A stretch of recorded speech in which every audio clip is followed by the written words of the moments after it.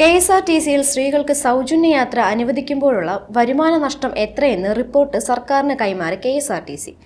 Ordinary ബസ്സിൽ മാത്രം സൗജന്യം അനുവദിച്ചാൽ പ്രതിമാസം 57 കോടി രൂപ നഷ്ടമുണ്ടാകുമെന്നാണ് റിപ്പോർട്ടിൽ പറയുന്നത്.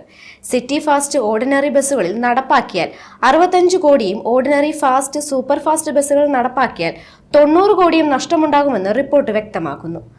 മുഴുവൻ ബസ്സുകളിലും സൗജന്യ യാത്ര അനുവദിച്ചാൽ പ്രതിമാസം നഷ്ടം 112 കോടിയാകും.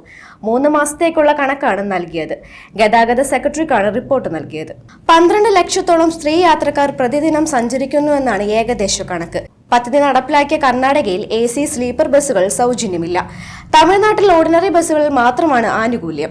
KSRTCയിൽ ജൂൺ 15 മുതൽ സ്ത്രീകൾക്ക് സൗജന്യ യാത്ര പദ്ധതി നടപ്പാക്കുന്നതിൽ ഗതാഗത മന്ത്രി CP ജോൺ ഉദ്യോഗസ്ഥരുടെ യോഗം വിളിച്ചിട്ടുണ്ട്. ഏതൊക്കെ ബസ്സിൽ എത്ര ദൂരം വരെ എന്നൊന്നും തീരുമാനമായിട്ടില്ല. ജില്ലകൾക്ക് പുറത്തേക്ക് സൗജന്യ യാത്രയുണ്ടോ, എല്ലാ പ്രായക്കാർക്കും ആനുകൂല്യമുണ്ടോ എന്നെല്ലാം അറിയാനുണ്ട്. സാമ്പത്തിക ബാധ്യത കൂടി പരിഗണിച്ചാകും തീരുമാനം. പ്രതിദിന സ്ത്രീ യാത്രക്കാരുടെ എണ്ണം കണക്കാക്കിയാൽ KSRTC ജനറൽ ടിക്കറ്റിംഗ് തുടങ്ങിയിരുന്നു. ഓർഡിനറി ലിമിറ്റഡ് സ്റ്റോപ്പ് ബസ്സുകളിലായിരിക്കും ആനുകൂല്യം. ഫാസ്റ്റ് പാസഞ്ചർ ബസ്സുകൾ നിശ്ചിത ദൂരപരിധിയിൽ സൗജന്യ യാത്ര അനുവദിക്കാനും ആലോചനയുണ്ട്. പ്രത്യേക കാർഡില്ലാതെ പ്രായപരിധിയില്ലാതെ എല്ലാ സ്ത്രീകൾക്കും യാത്ര സൗജന്യമായേക്കും.